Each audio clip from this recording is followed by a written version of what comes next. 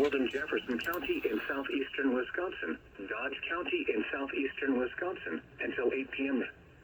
At 7:09 p.m., severe thunderstorms were located along a line extending from near Columbus to near Marshall, moving northeast at 55 miles an hour. Hazard, 60 miles an hour wind gusts. Source, radar indicated. Impact, expects damage to roofs, siding, and trees.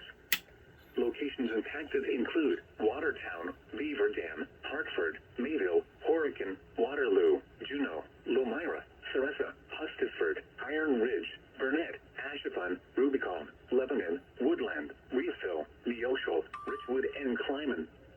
A tornado watch remains in effect until 10 p.m. for South Central, Southeastern, and East Central Wisconsin. For your protection, move to a room on the lowest floor of a building. A tornado watch remains in effect until 10 p.m. for South Central, Southeastern, and East Central Wisconsin.